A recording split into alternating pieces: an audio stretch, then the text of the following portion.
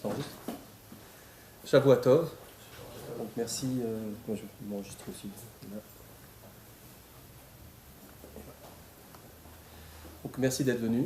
Je remercie donc Kadosh Baruch Hu de nous avoir permis d'organiser cette soirée et de pouvoir la mener au mieux. Je remercie le Rav de m'avoir invité. Nous, on vous remercie pour votre passage. Merci.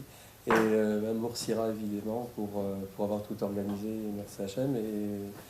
Et le Kahal, donc, de m'accueillir. C'est un peu délicat de commencer à parler après cette magnifique paracha de Yitro, tellement riche. Mais il y a un Inyan qui a démarré le Mahamad Har Sinaï, qui est souvent passe très rapidement parce que c'est juste quelques mots dans la paracha. C'est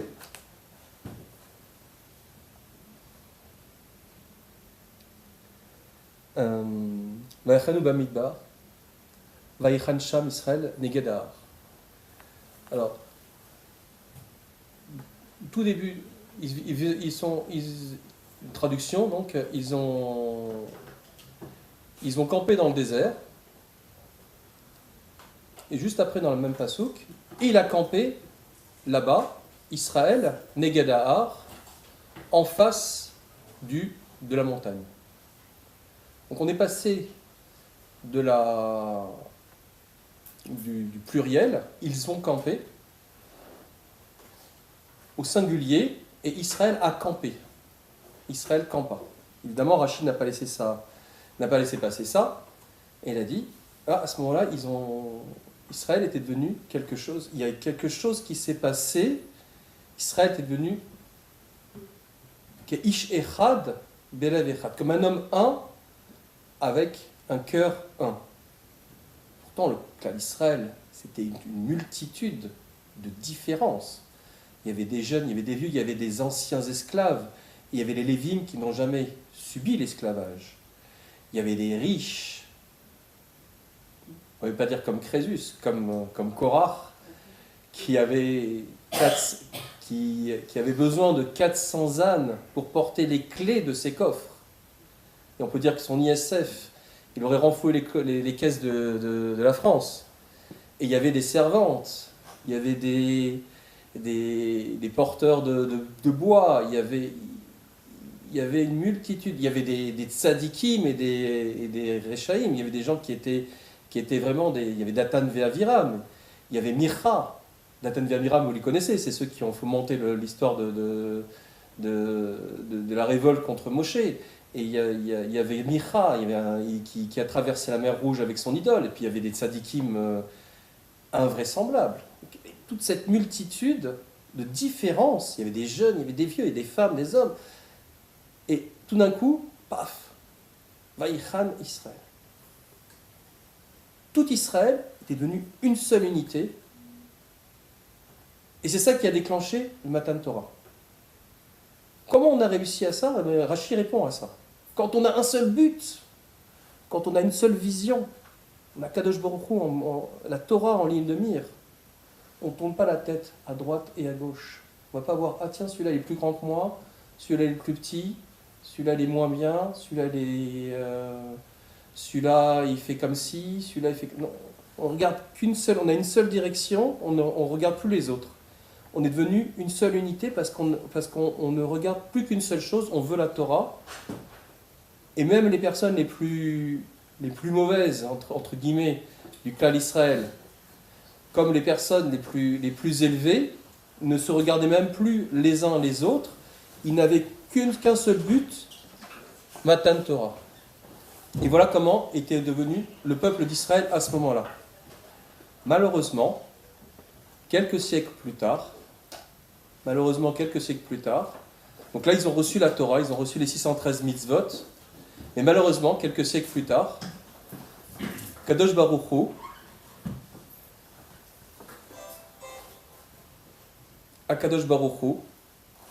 nous l'a confisqué, un petit peu, en une partie. Comment?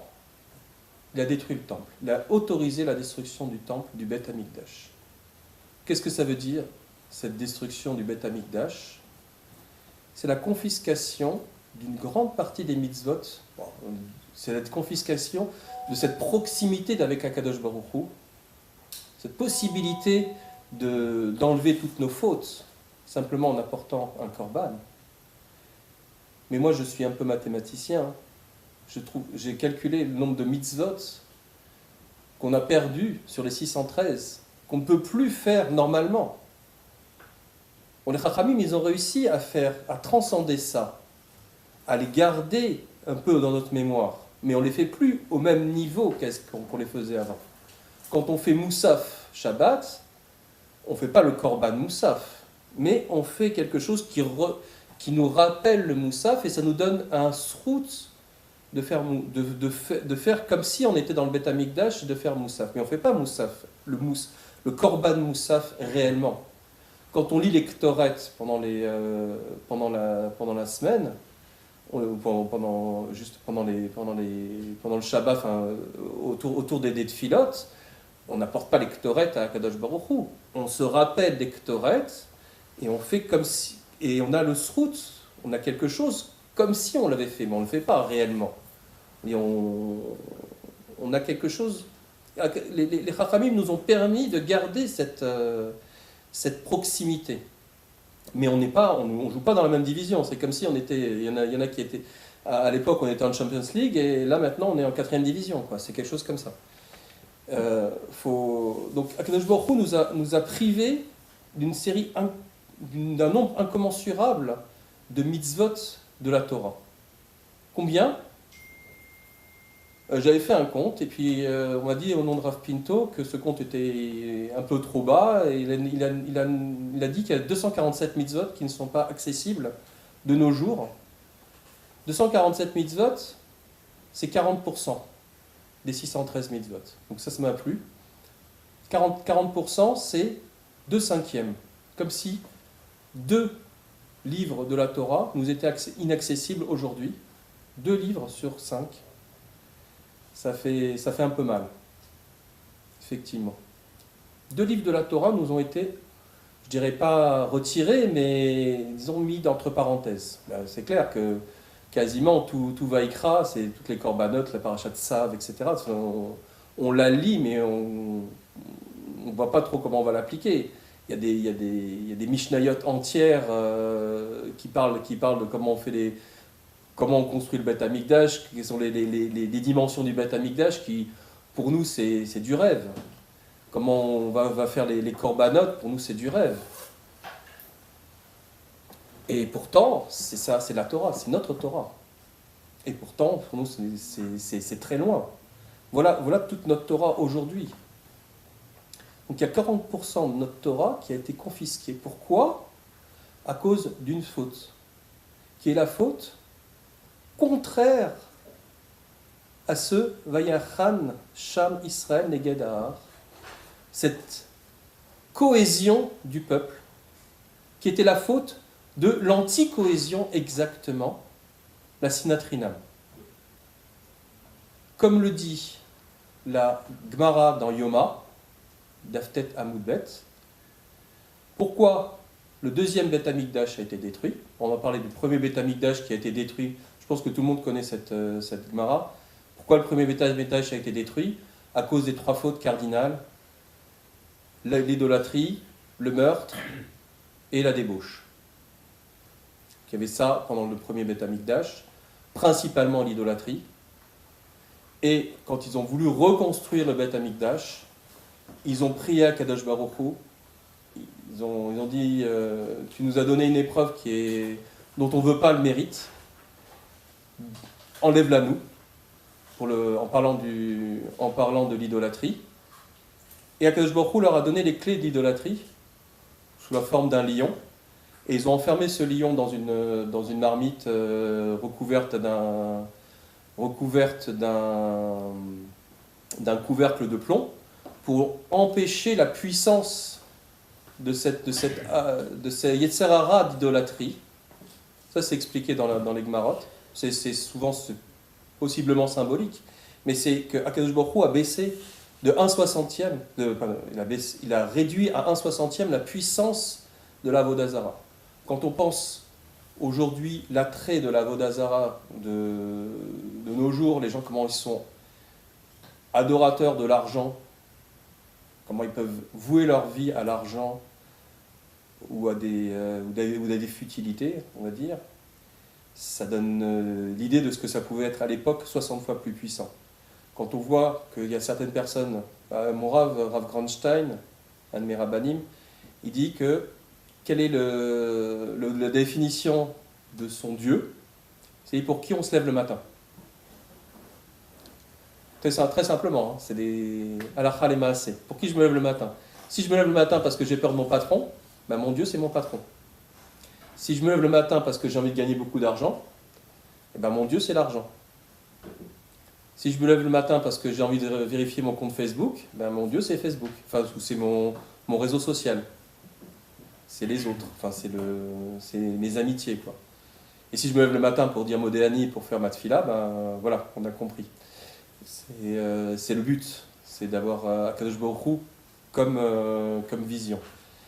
Donc l'idée ici, c'est que voilà, on a abaissé cette Avodah Zarah au 1/60e de sa puissance pour pouvoir reconstruire le Beth Amikdash. Parce que les rabbanim à l'époque se sont dit, bah, le premier Beth Amikdash a été détruit à cause de ces 3 fautes.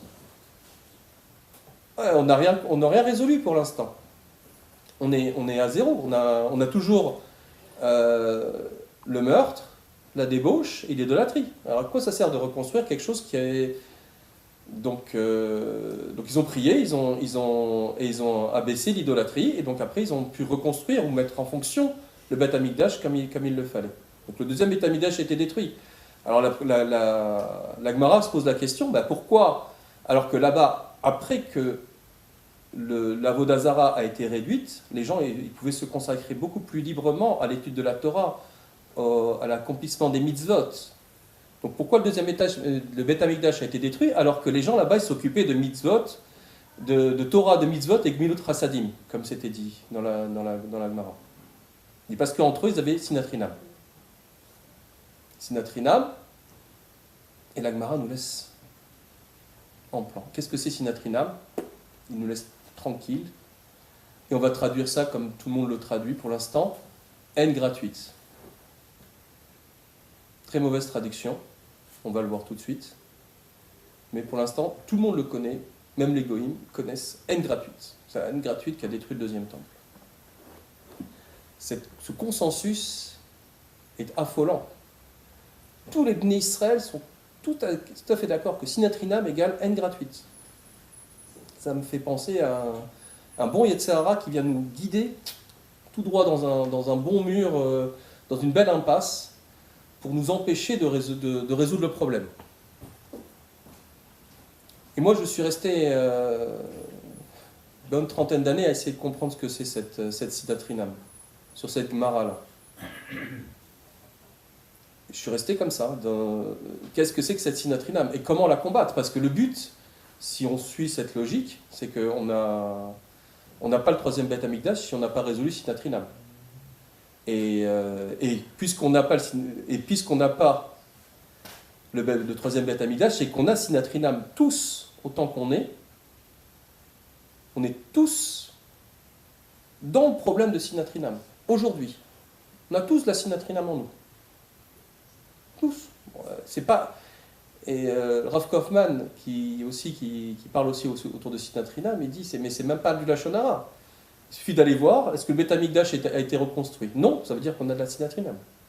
C'est pas du Lachon Hara sur le Klal Israël. C'est une métsia, c'est une clarté, c'est une évidence. Il n'y a pas plus clair que ça, quoi.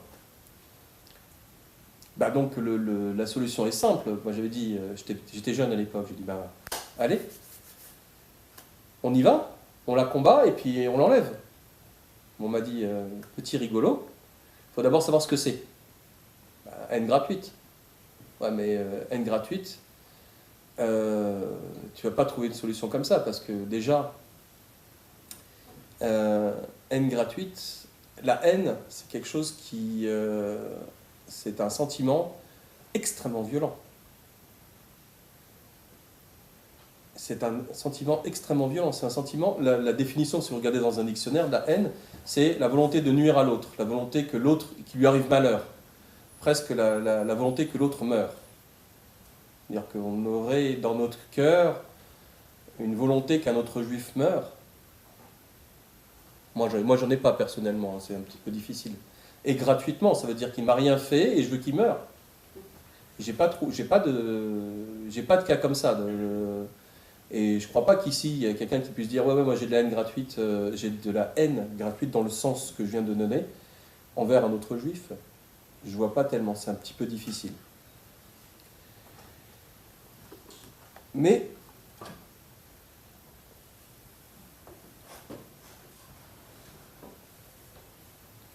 donc traduire par haine, c'est une traduction dangereuse. Dangereuse parce que c'est clair, elle ne couvre pas la vraie définition de ce que c'est la sin'a. En fait, la haine, elle est définie, elle est utilisée. Esav contre Yaakov. Vaïstom Esav et Yaakov. Esav a haï Yaakov. Yaakov vient de lui chipper la bracha de son papa. Et Esav, il est en furie. Et la Torah vient dire Vaïstom Esav et Yaakov. Et il dit attends un peu que papa, que les jours du deuil, papa il est bien vieux. Attends que papa, qu'on ait passé les jours de deuil de papa, et il va y avoir un deuxième jour de deuil. Je vais tuer Yaakov. Ça, c'est Esav qui sort de la tente de son père et qui est en furie contre. Et là, on traduit, Esav a haï Yaakov. Et ça correspond plus à la haine qu'on connaît. Ce qui n'a absolument rien à voir. Vaïsnu, un peu plus tard, pour les frères de Yosef, Vaïsnu Oto, et ils ont eu de la sina pour lui, Veilo Yachelu Dabero le Shalom, et ils ne pouvaient plus lui parler en paix. Vaïsnu Oto, Veilo Yachelu Dabero le Shalom, et ils ne pouvaient plus lui parler en paix. Ça n'a l'effet qu'on a de cette sina qu'ont eu les frères de Yosef, les frères de Yosef pour Yosef, on ne sent pas cette volonté de nuire, cette volonté de faire mal. On ne comprend pas tellement cette traduction qui est la même quand vous prenez vos Chumashim, la traduction, et ils l'ont haï et ne pouvaient plus lui parler dans le shalom. Ça n'a aucun sens. Cette traduction nous mène dans des impasses qui sont absolument incroyables.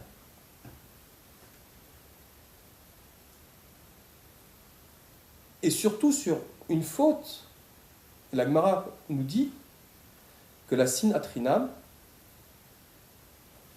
elle est pire, elle est aussi grave, la Gemara vient de dire, elle est aussi grave que shfirut damim gilo arayot avodah zara. Elle est aussi grave que le meurtre, que l'adultère, la débauche, et que l'avodah zara réunis.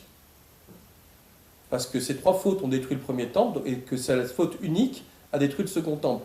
Donc on est en train d'essayer de traduire une faute de manière complètement approximative, donc qui nous mène vraiment en bateau, qui nous mène vraiment dans une situation complètement folle, par un terme qui ne correspond pas et qui vient nous guider sur des... Et donc on ne sait même pas quelle est cette faute qui guide le clan Israël depuis 2000 ans. On va n'importe où, on ne sait même pas ce que c'est. Et donc on n'arrive pas à définir quelle est la faute. Est-ce que je faute aujourd'hui sur Sin'a, alors que je ne sais même pas ce que c'est que la Sin'a. Et pourtant,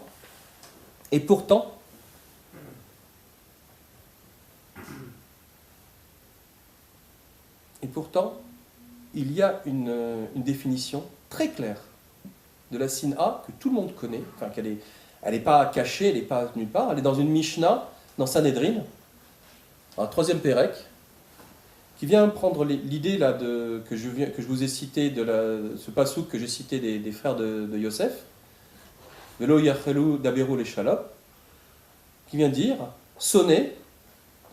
Qui est le sonné? Kol Shelo Diber Imo Shloshayamim Be'eva. Sonné, qui est le sonné?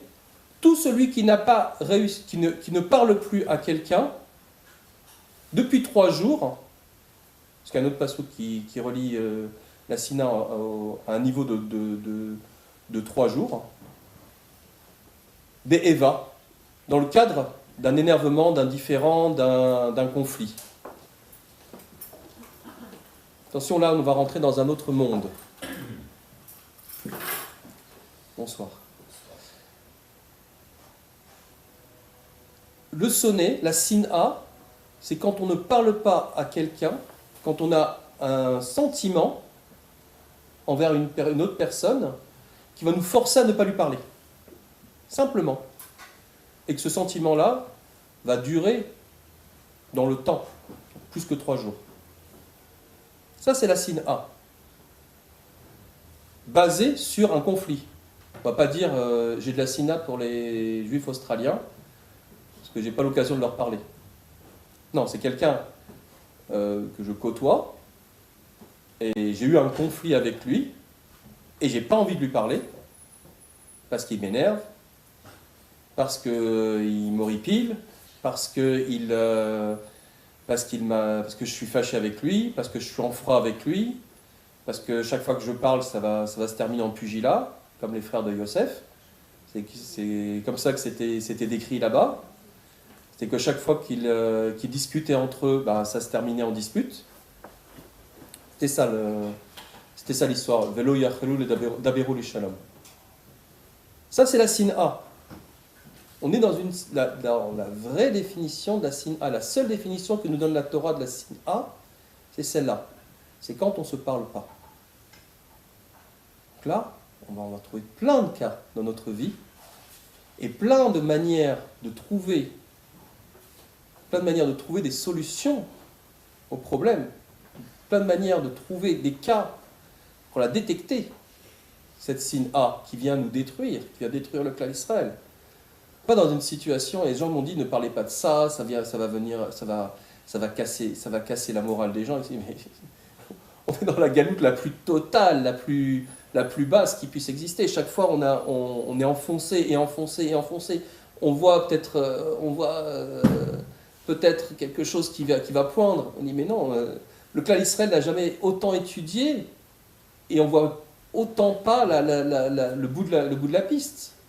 Pourquoi? Parce qu'on est plein de cette sina et on ne sait même pas qu'on en a. On ne sait même pas qu'on est en train de fauter. C'est-à-dire qu'on a des fautes qui sont aussi graves que la Avodah Zara, alors qu'on est en train d'étudier la Torah comme des forcenés. Comment on va... On a des srouillottes et on a en même temps des avérotes qui sont absolument incroyables qui nous arrivent. C'est invraisemblable. C'est comme si, je sais pas... On raconte l'histoire de la personne qui va rentrer dans le mikvé avec un lézard mort dans la main. On est en plein dans le mikvé, on est en train d'étudier la Torah, on est en train de se rendre métaher, mais dans notre tête, dans notre cœur, on a ce sentiment contre l'autre et on ne sait même pas que c'est quelque chose qui est grave. Le Chafetz Chaim, il dit, alors je suis tombé sur un sefer du Chafetz Chaim, un petit fascicule, mais vraiment, dans la pagination que je l'ai vu, il faisait 5-6 pages comme ça. Un petit fascicule qui est dans un sefer qui s'appelle Bet Israël. Il y a ce fascicule qui s'appelle Avat Israël, qui traite de Sinatrinam. Il dit que c'est la pire des fautes, la Sina, tout court. On va passer souvent de Sina à Sinatrinam, mais vous allez voir que les deux sont liés. Il dit que c'est la pire des fautes parce que c'est la seule faute de la Torah qu'on est capable de transgresser de manière continue. Pendant des années. La seule. Même pendant qu'on dort. Il suffit d'avoir ce sentiment-là pour une autre personne, on est fâché contre l'autre, donc on n'a pas envie de lui parler. Donc on est sonné. Voilà. Et ça dure pendant 1 an, 2 ans, 3 ans, 4 ans. Et c'est continu. Donc alors si c'est Sina, c'est une interdit de la Torah. Lotisna et achira bilvafra. Et si c'est Sinatrinam, donc ça c'est un lave de la Torah. Comme si on mangeait du cochon, comme ça, c'est de manière continue. Et c'est Sinatrinam, c'est Avodazara. Enfin, c'est plus qu'Avodazara. De manière continue. C'est invraisemblable. On rentre dans une situation. C'est une faute qui est. Enfin, la Sinatrinam, c'est une faute qui est tellement grave qu'on ne peut même pas la porter sur nos épaules. On entraîne tout le clan d'Israël avec nous. C'est tout le clan d'Israël qui est entraîné. C'est tout le clan d'Israël qui est entraîné dans la galoute. On empêche, on détruit le Beth Amikdash encore aujourd'hui. Moi, j'ai lu un article qui aurait dû me révolter, mais qui m'a contenté, disons, dans ma réflexion. Les Palestiniens, le Waqf, ils font des fouilles dans le Harabaït, et chaque fois qu'ils trouvent un vestige juif, sous le mont du Temple, comme ça, ils viennent, ils le détruisent, et ils le prennent par camion entier, et ils le jettent aux ordures. Et les scientifiques israéliens, ils vont dans les ordures là-bas, ils viennent récupérer les vestiges et vont les analyser. C'est complètement délirant, quoi. Et Israël est absolument incapable, alors que c'est la 3e, 4e armée du monde, ou première comme vous voulez, absolument incapable d'empêcher ça. Ça veut dire que c'est Akadosh Baruch Hu qui le veut. Qu'est-ce qu'ils sont en train de faire? Ils continuent aujourd'hui encore à détruire et à piler les vestiges du Beth Amikdash. Aujourd'hui encore, à cause de nos fautes. À cause de nos fautes. C'est nos fautes qui faisons ça. C'est nous qui faisons ça. Alors, évidemment, je ne suis pas venu ici pour nous accabler, nous faire du mal. On va essayer de trouver des solutions. C'est le but. C'est le but, effectivement. Je n'ai pas écrit un livre et un deuxième livre, et merci à Hachem qui va bientôt sortir, pour accabler les gens, mais au contraire pour trouver des solutions. On est ici à la conquête du Shalom, et on va voir que c'est exactement le but. Donc, chaque fois qu'il y a une dispute, on peut être dans un environnement dangereux. Chaque fois qu'il y a une dispute, donc une Eva, n'importe quoi, c'est comme si on rentrait dans un restaurant non cachère, avec des bons plats bien succulents, etc., tout autour de nous, bien avec des bonnes odeurs et tout. On rentre dans un restaurant non cachère. Ça, c'est une idée de se dire ça. On est vraiment dans une tentation de faute. On ne va pas dire qu'on va fauter dans une dispute. On a le droit de se disputer, de montrer qu'on n'est pas d'accord. Mais on est dans un environnement dangereux. Il faut savoir ça. 2 personnes qui ne se parlent pas, qui sont en pleine dispute, imaginons dans une choule, 2 personnes qui sont fâchées, ils ont un problème d'argent, elles ne se parlent pas, elles ont un problème, elles attendent de résoudre leur problème, ou elles n'ont pas eu la résolution qui leur plaisait, elles ne se parlent pas. Qu'est-ce qui va se passer? Et donc elles ne se parlent pas, donc elles sont sonimes. Les copains de l'un vont commencer à lui dire, mais pourquoi est-ce que tu ne parles pas à Shimon? Parce qu'il m'a fait ça et ça et ça. Et Shimon, on va lui dire, mais Shimon, pourquoi est-ce que tu ne parles pas à Réhouven? Parce qu'il m'a fait ça et ça et ça. Ah, il t'a fait ça? Alors c'est pas vraiment un sadique, hein. Alors je ne lui parle plus. Sinatrinam, cette fois-ci. Les deux, ils ont de la Sina motivée. Mais ils vont entraîner autour d'eux Sinatrinam. Ils vont déjà faire du Lachonara. Parce que s'ils racontent ce qui s'est passé, c'est du Lachonara. Ça va entraîner Sinatrinam. Tout ça, parce qu'ils ne se sont pas réconciliés. Tout ça, ça s'arrête immédiatement. C'est une espèce de gros ballon comme ça qui gonfle. Ça peut déchirer des communautés. Une dispute simple, ça peut déchirer une communauté en 2 secondes. En quelques semaines. Mais ça gonfle. Et c'est que du vent, c'est du Yetzer Hara. Ça se réduit comment? Les 2 personnes se réconcilient. Et toute cette tension, cette dissension, ça explose. Ils n'ont plus aucune raison. Qu'est-ce que ça veut dire se réconcilier? Simplement se reparler. Ils reviennent et ils se reparlent. Ils ne sont pas d'accord, mais ils se reparlent. Sans hypocrisie. Alors, l'hypocrisie, c'est quelque chose qui est absolument abject du point de vue d'Akadosh Baruch Hu. Il y a plein de choses sur l'hypocrisie. C'est se dire Shabbat Shalom, comment ça va, de manière froide comme ça, c'est pas ça, se parler. Se parler, comment ça va, etc. Mais on n'est pas copains. On n'est pas obligé d'être copains avec tous les juifs. Par contre, on est obligé de ne pas être en froid avec tous les juifs. C'est ça, le principe. Ne pas être en froid.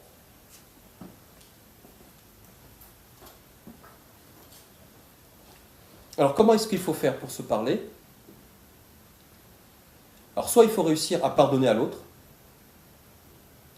Parce que j'ai travaillé sur un Rambam qui était assez incisif, assez difficile. Un Rambam, il disait, si tu veux ne pas parler, le Rambam, il est dans Ichot Deot, Perek Vav, Alachad 9, il dit, si tu veux pardonner à l'autre, tu as le droit de le pardonner uniquement si il est dérangé, s'il est fou. Si une personne t'a fait du mal et que tu as envie de lui pardonner, tu ne peux lui pardonner que s'il est fou ou s'il n'est pas responsable de ses actes.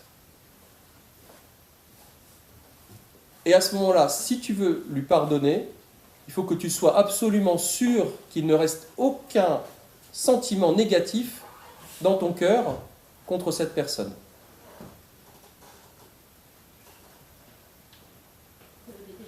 Ah oui, d'accord. Et si une personne vous a fait du mal à l'autre, si une personne a fait du mal à l'autre, et que j'ai envie de lui pardonner, le Rambam a dit, j'ai le droit de lui pardonner uniquement si la personne est folle ou irresponsable de ses actes. Irresponsable de ses actes, je pense à un petit enfant, ou folle, une personne qui agit sur le coup de la passion, etc., et qui... Je trouve qu'il n'était pas dans son état normal au moment où il a fait la faute. Donc je suis en possibilité de lui pardonner parce qu'il a mal agi envers moi, mais j'ai des raisons de lui pardonner parce qu'il n'était pas dans son état normal, ou bien qu'il est vraiment fou ou quoi que ce soit. Alors à ce moment-là, si j'ai absolument dans mon cœur plus aucun ressentiment contre lui, alors je suis en droit de lui pardonner. Ça, c'est ce que dit le Rambam. Parce que la Torah ne garde dans sa... comment dire la Torah ne porte d'importance qu'au sentiment de sin'a qui peut rester dans mon cœur. C'est ça le problème. Mais, récemment, on m'a montré le Admour Hazaken, qui a repris ce Rambam, mais sans mettre les conditions. S'il est fou ou s'il est irresponsable. Il dit que c'est une midat... Le Rambam, il dit que c'est une midat chassidout que de lui pardonner, parce que s'il est fou ou s'il est irresponsable, de lui pardonner, mais de manière parfaite. Donc l'Admour Hazaken, il enlève les deux conditions. Il dit que c'est une midat chassidout de pardonner. Donc ça m'a interpellé, donc j'ai essayé de réfléchir un petit peu sur ça, et je dis qu'effectivement, il faut réussir à pardonner à la personne qui nous a fait du mal. On n'est pas dans un monde tout rose, on ne va pas réussir à pardonner forcément, mais si on arrive à lui pardonner, il sera plus facile d'aller résoudre le problème avec cette personne. Mais l'idée, c'est d'essayer de lui pardonner de prime abord, d'essayer de lui pardonner. Ça, c'est déjà quelque chose d'intéressant. Déjà, d'essayer de pardonner à l'autre. Il peut pardonner ou pas lui parler. Ah non, ben justement, si on pardonne et qu'on ne lui parle pas, ça veut dire qu'on n'a pas réellement enlevé tout ce sentiment. Donc ça touche à l'hypocrisie. Là, on est dans un problème d'hypocrisie, c'est pas du tout ça. C'est vraiment pardonner réellement et qu'il ne reste absolument rien dans son cœur de ce sentiment négatif. Et dans l'autre cas, si on n'arrive pas à pardonner, il y a des cas aussi où il faut absolument aller à la confrontation avec l'autre. Si c'est répétitif, si c'est extrêmement grave, ou si l'autre va fauter contre d'autres personnes de la même manière. À ce moment-là, il faut aller vers l'autre et il ne faut pas se taire. Il faut aller se confronter, il faut aller lui parler.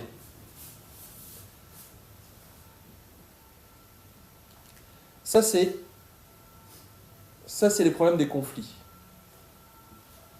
On est dans le principe, conflit se résout par la parole. Tout va être, je vais le montrer tout à l'heure, que tout va se baser sur la parole. D'ailleurs, tout le texte de la Torah et tout le texte de la Mishnah ne parle qu'autour, la Sin'a, autour de la parole. Je vous ai cité le pasuk des frères de Yosef. Vaïsnu oto, velo, yachalou, dabero, le shalom. On parle aussi du shalom, là aussi, au passage. Ouais, ça va de pair. Qu'est-ce que dit la Mishnah? Sonné, kol shelo diber imo, shelo shayamim ve'eva. Tout celui qui ne doit pas parler à l'autre depuis 3 jours. Qu'est-ce que dit qu'est-ce que dit la Torah directement? Il dit Lotisna et achicha bilvafra, donc ne garde pas de sin'a pour ton frère dans ton cœur. Ochiach tochiach atamitecha, fais-lui une tochacha. Qu'est-ce que c'est une tochacha? C'est une parole. On va la définir pendant ce cours. Qu'est-ce que c'est une tochacha? On traduit déjà très mal par une remontrance. Fais-lui une tochacha. On va garder tochacha pour l'instant. Velotissa la frette, et tu ne porteras pas de faute contre lui. Donc tu vas lui faire une parole, tu vas lui dire quelque chose. Tout va se passer par la parole. Et même chose, a contrario, on va détecter la sin'a par la parole. Si j'ai du mal à parler à une personne, c'est que j'ai peut-être la sin'a contre lui. C'est intéressant de jouer des gens. Tous les gens avec qui j'ai du mal à parler, avec qui ça passe pas. Il y a peut-être quelque chose, peut-être une analyse. Ça passe pas. Pardon? Mais quand ça passe pas. Mais quand ça passe pas, dire il faut savoir, il faut s'analyser, il faut dire est-ce qu'il m'a fait quelque chose ou est-ce que je lui ai fait quelque chose qui amène à une action de ma part. S'il m'a fait quelque chose, c'est-à-dire il m'a fait une vacherie, j'ai peut-être quelque chose à lui dire. J'ose pas lui dire, etc. Et là, il y a un problème de Torah. Il y a un problème de Torah. Si moi j'ai une sin'a contre lui, je suis au vert de Raïta à chaque seconde. Donc je dois réagir. Écoute, je ne comprends pas pourquoi tu m'as fait ça. S'il n'est pas ouvert à la Torah. Justement, on va essayer de donner toutes les... Non, mais on va essayer de donner tous les moyens pour ouvrir l'autre à la Torah. Le Chafetz Chaim, il dit qu'une dispute, c'est une Toum'a qui descend sur le clan Israël basée sur les 2 personnes. Pourquoi il dit que c'est une Toum'a? Qu'est-ce que c'est la Toum'a? La Toum'a, c'est ce qui a empêché les Kohanim de rentrer dans le Beth Amikdash. Hachem, il dit Asuli Mikdash, Veshachanti betocham, et je résiderai dans vos cœurs. Lotisna et achicha bilvafra, ne garde pas de sin'a dans ton cœur. Qu'est-ce que c'est le cœur? Il est là. Si j'ai de la sin'a dans mon cœur, il y a une Toum'a qui vient expulser Akadosh Baruch Hu de moi. Tout simplement. C'est une Toum'a que je garde en moi et qui vient, si c'était possible, empêcher que mon cœur il soit ouvert à Akadosh Baruch Hu. Le terme de Toum'a est absolument génial, employé par le Chafetz Chaim ici. Il m'a éclairé, c'est ma chabruta sur ce sujet-là qui m'a éclairé sur ça. Il m'a dit regarde, la Toum'a, c'est vraiment ce qui empêchait les Kohanim de rentrer, c'est ce qui vient m'empêcher de recevoir le Beth Amikdash. Et ça, c'est aller vers l'autre en disant mais c'est pas possible, on ne peut pas rester fâché. quelque chose qui nous bloque. On ne peut pas continuer à manger du cochon comme ça à chaque instant. Notre dispute détruit le clan d'Israël. Il faut se donner les arguments dans sa tête déjà. Alors, il y a des méthodes, hein. Je vais essayer de vous exposer les méthodes rapidement parce que on a que peu de temps. J'essaye de résumer mes deux bouquins, mes deux Sfarim, mais je vous donnerai des conseils hein, sur ces sujets-là. C'est d'aller lui parler en tête à tête, dans le calme, etc. Mais je vais exposer ça un petit peu tout de suite. Hein.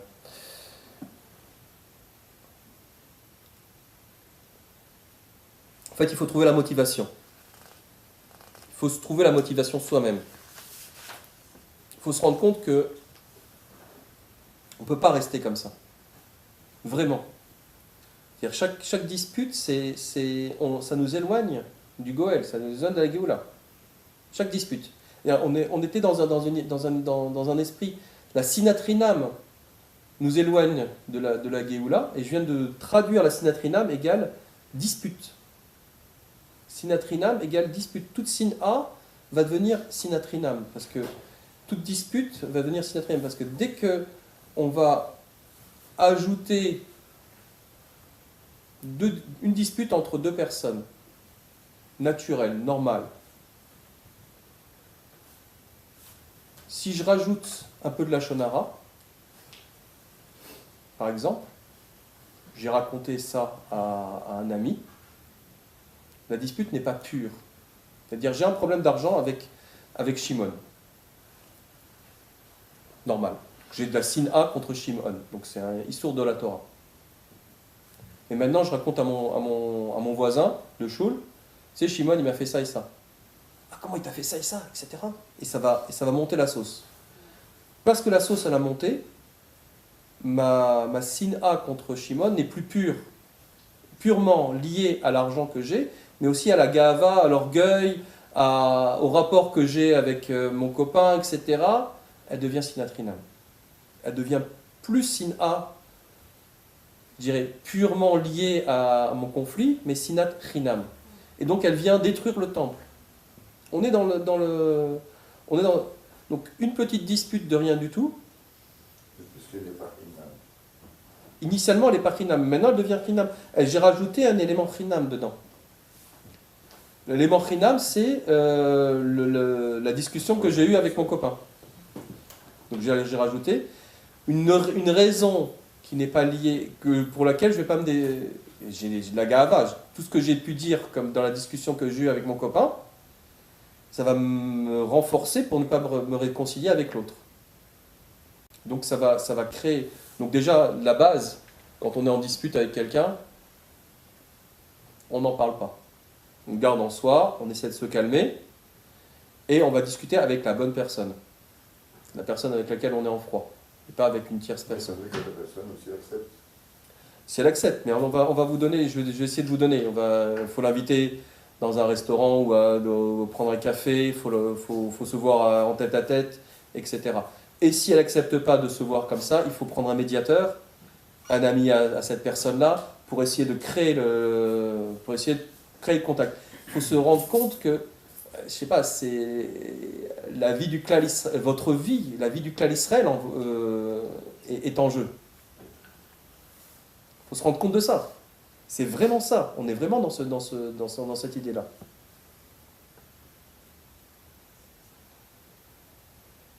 Et en fait, comment on relie ça avec le shalom? Simplement par Aaron à Cohen. Aaron à Cohen, Oev Shalom et Rodef Shalom.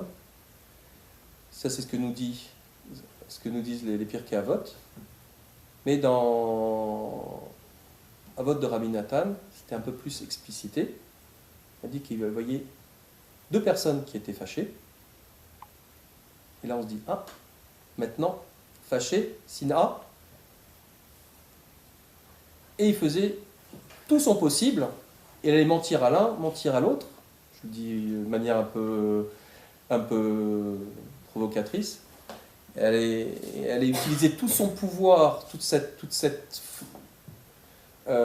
cette aura du Kohen Gadol pour aller bouger ces deux personnes qui étaient fâchées pour qu'elles aillent se réconcilier. Et qu'est-ce qu'ils faisaient? Dès qu'ils se revoyaient, ils se réconciliaient. Qu'est-ce que faisait Aaron à Cohen dans ce qu'on a étudié là maintenant? Il faisait la chasse à la Sina dans le clan Israël. Toute sa vie, on raconte que quand il est niftar, il y avait des milliers d'enfants qui s'appelaient Aaron. Qu'est-ce que ça veut dire? Ça veut dire que, on va le dire un petit peu, ça veut dire qu'il a réconcilié des couples, des milliers de couples, et que en l'honneur de Aaron, ils appelaient, quand ils avaient un enfant, ils l'appelaient Aaron. Des milliers, il y en a qui parlent de 80 000 enfants, 24 000 enfants. On fait un compte, vous voyez qu'ils réconciliaient à peu près peut-être 6 couples par jour. Un truc invraisemblable. Il y avait des disputes qui se passaient dans le Dordéa, dans ce Dor-là qui a reçu la Torah, qui a entendu la Torah, qui avait Moshe Rabbeinu comme guide. Et il y avait des disputes tous les jours, comme nous, finalement. Et Aaron qui courait de partout pour essayer de réconcilier les gens. Il faisait ça toute la journée. Et ça, c'est juste les couples. Et les couples qui ont eu des garçons. Et on ne parle pas des couples qui ont eu des filles. On ne parle pas des copains qui se sont fâchés, etc. Il faisait que ça toute la journée, Aaron.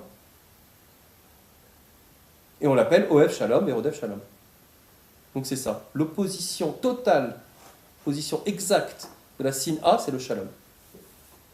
Le Shalom, ce n'est pas l'absence de dispute. C'est, on a retrouvé un nouvel équilibre. On a retrouvé un nouvel équilibre dans la relation. C'est pas la paix comme on le traduit en français maintenant, le shalom. Quand vous regardez dans le dictionnaire ce que ça veut dire la paix, c'est absence de conflit. C'est quelque chose qui n'est absolument pas ce qu'on conçoit par shalom. Imaginez shalom bayit, absence de conflit dans le couple. Merci. On veut qu'il y ait un équilibre, on veut quelque chose d'harmonieux dans le couple. C'est ça le shalom bayit. C'est ça qu'on veut atteindre. Et donc, relier le shalom et la sina, dire que le shalom c'est l'exact opposé de la sina, ça va nous ouvrir quelque chose d'absolument incroyable sur des résolutions de problèmes dont on ne se posait même pas la question pour l'instant. D'ailleurs, on parle de Beth Amikdash comme étant un lieu de shalom. Donc, même chose, hein, le shalom qui est rompu, le Beth Amikdash qui est détruit parce qu'il y a de la sina. Donc je vous ai dit tout à l'heure que la parole, elle nous aide à détecter la sina. Elle va nous aider à l'alléger, si on va dire des paroles gentilles, agréables à la personne. C'est une bonne chose aussi. Et peut nous aider à guérir quand on va réussir à faire une tochacha. Tochacha qui n'est pas une remontrance comme on va y arriver tout de suite.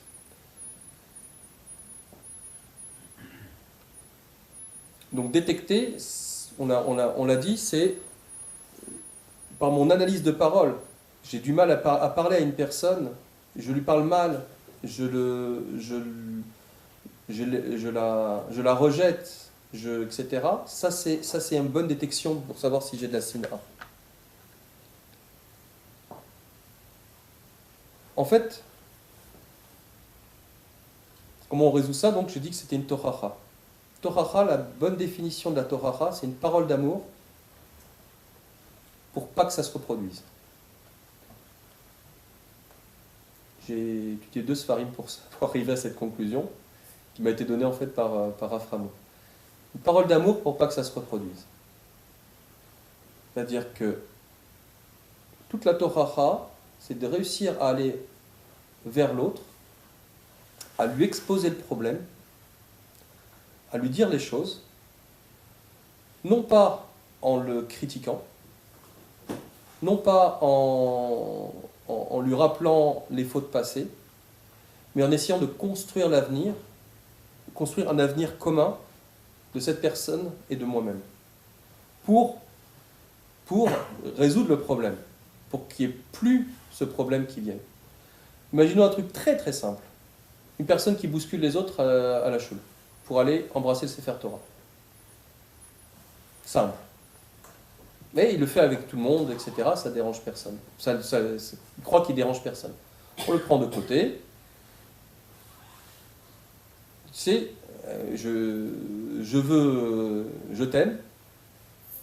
Je veux ton bien. Je veux que tu t'améliores. Il y a des manières de faire pour aller embrasser le Sefer Torah. Si jamais tu avais le malheur de bousculer une personne, toute la mitzvah d'aller embrasser le Sefer Torah, elle disparaissait.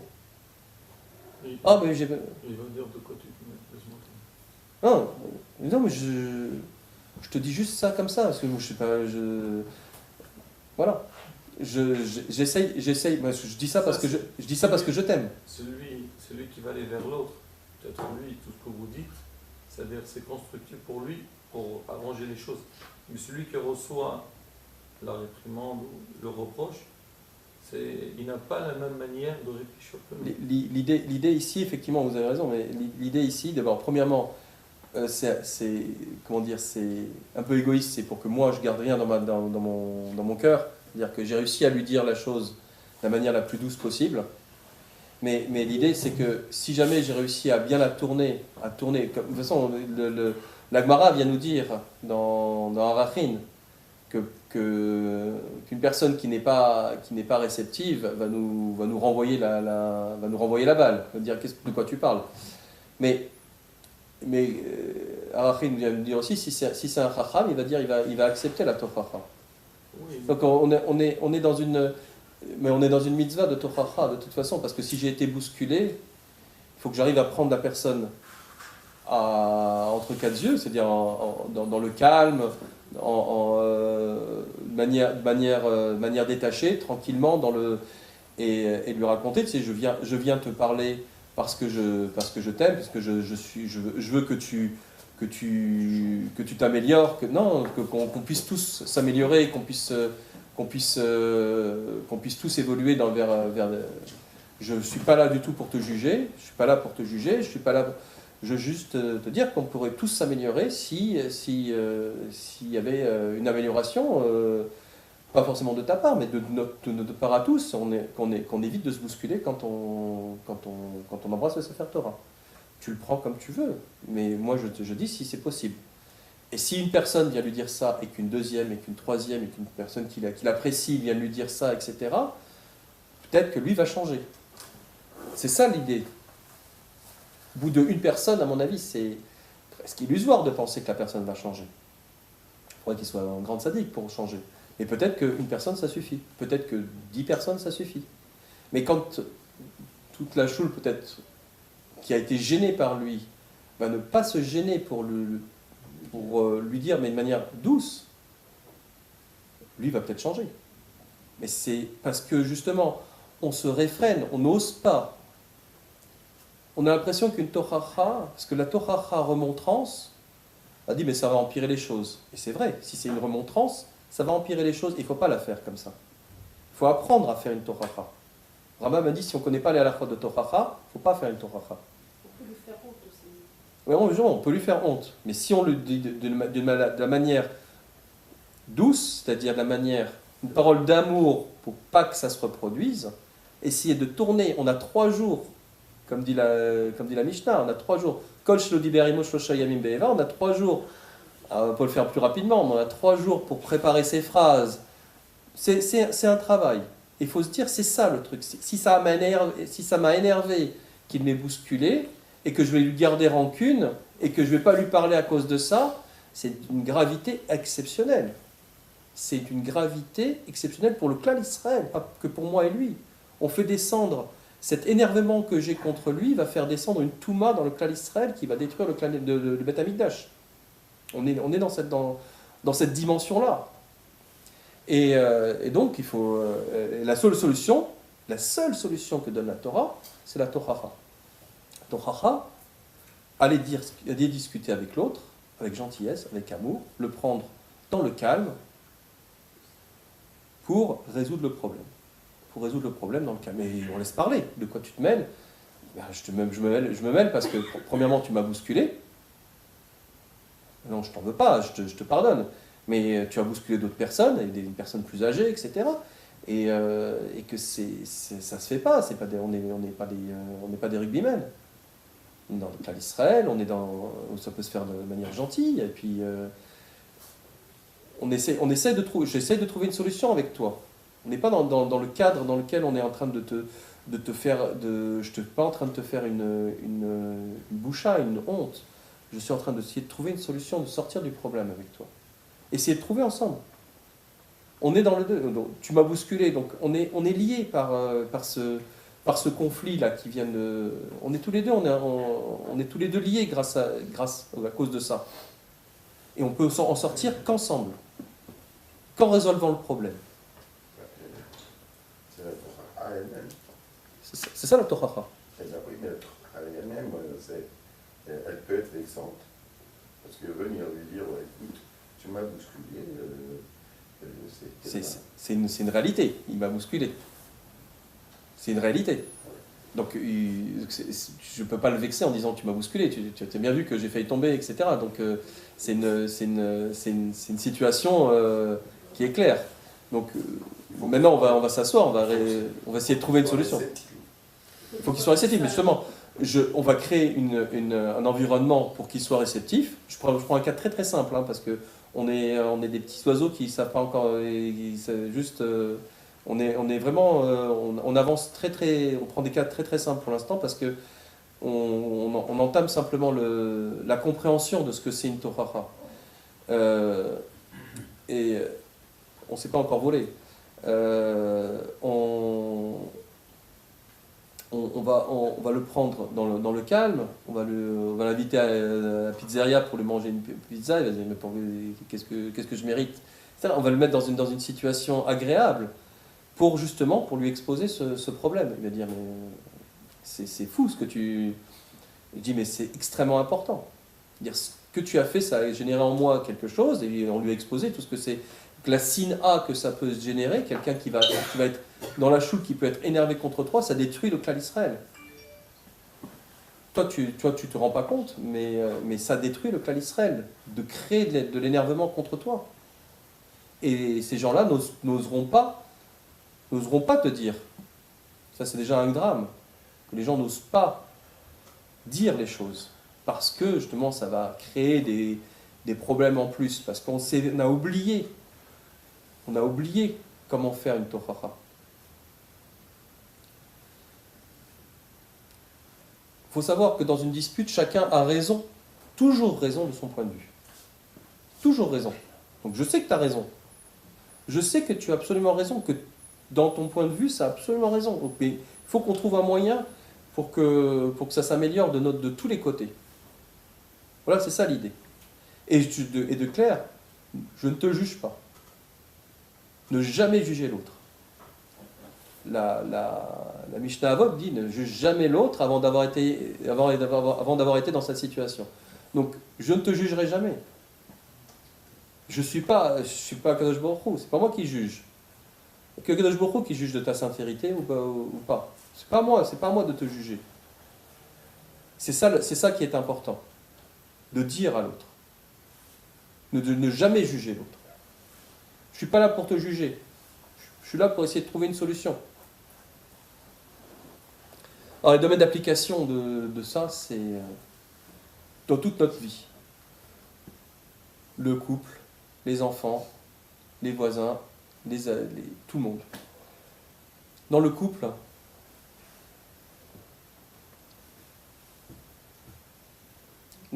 on est Bassar Echad. Il est inconcevable que si par exemple je suis en train de clouer un clou avec je suis gaucher, je cloue et je me trompe, paf, et j'écrase mon pouce, ma main droite vient prendre le marteau et va donner un autre coup sur la main gauche. C'est pas possible, c'est inconcevable. Pourtant, on est Bassar Echad. Mon couple, c'est ma propre chair. Ma femme, c'est ma propre chair. Pourtant, on ne se gêne pas pour se faire du mal quand on peut être très très vache avec son épouse. C'est quand même, ou le contraire d'ailleurs, ou avec son époux. Hein, donc c'est quand même important de se rendre compte qu'on est Bassar Echad. Mais l'idée, c'est imaginer un corps humain qui a une foulure. Il vient de se tordre le pied. Il vient de se tordre le pied.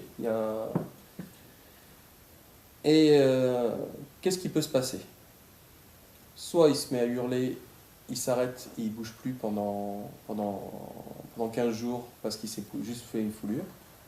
Ça, c'est excessif, on va se rendre compte. C'est excessif. Pas besoin de s'arrêter d'un arrêt de travail de 15 jours pour une simple foulure. Soit il va marcher, continuer à marcher droit, mais là son pied risque de se détériorer et de la foulure peut passer à une entorse, voire à une fracture. Donc il y a une espèce de danger qui est là. Soit il va donc ça c'est les deux extrêmes. Il va trop faire cas de la douleur, soit il va pas du tout faire cas de la douleur. Je parle du couple, hein. Quand je parle de la foulure, je parle d'un corps humain, donc d'un couple, et une personne a mal dans le couple. Il y a quelque chose qui se passe. Donc la foulure est là pour symboliser la douleur d'une des personnes du couple. Qu'est-ce qu'on fait naturellement? On ne fait pas ni l'un ni l'autre. Qu'est-ce qu'il va faire le corps? Il va se tordre, il va commencer à marcher en claudiquant, en boitant. C'est naturel. Qu'est-ce qui va se passer? Qu'est-ce que ça veut dire? C'est-à-dire que le corps, il a eu l'information de la douleur de l'autre, et il s'est mis à alléger la douleur de l'autre pour pouvoir continuer à avancer. C'est-à-dire que la douleur de l'autre ne bloque pas le couple. Il faut que le couple continue à avancer. Alors, ça dépend de la douleur, mais là je parle d'une douleur bénigne, enfin de modérée. Elle ne bloque pas le couple, mais on en tient compte. Et ça c'est extrêmement important. On en tient compte, on le dit. Toujours la parole. Hein. On le dit, on en tient compte et on va alléger l'autre. Moi je pense, madame est souffrante, monsieur va aider, va essayer de l'alléger dans ses tâches ménagères. Monsieur est souffrant, madame va peut-être prendre sur elle certaines tâches de monsieur. Tout simple. Ça vient aider le couple. On en va prendre un cas un peu plus rigolo. Monsieur et madame doivent partir dans une fête, dans une khatouna. Et madame est à la salle de bain et est en train de se maquiller. Puis le monsieur est déjà prêt. Puis ça dure déjà depuis un quart d'heure. Habituellement, au bout d'un quart d'heure, elle est sortie. Mais au bout d'une demi-heure, elle n'est toujours pas sortie. Qu'est-ce que tu fais? J'arrive. 3 quarts d'heure, c'est toujours pas fait. 1 heure, 1h30. Le repas était presque fini là. Et au bout de 2 heures, elle sort, mais elle est magnifique. Elle a fait un nouveau style de maquillage, absolument incroyable. Mais monsieur, il est complètement déconfit.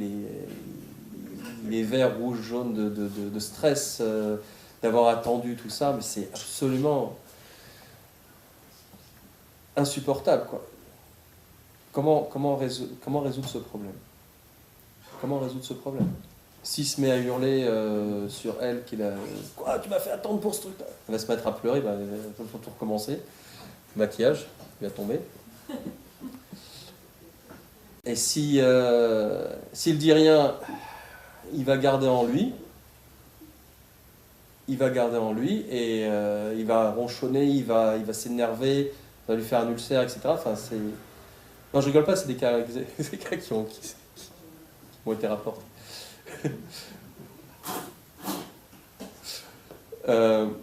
Mais comment résoudre le problème?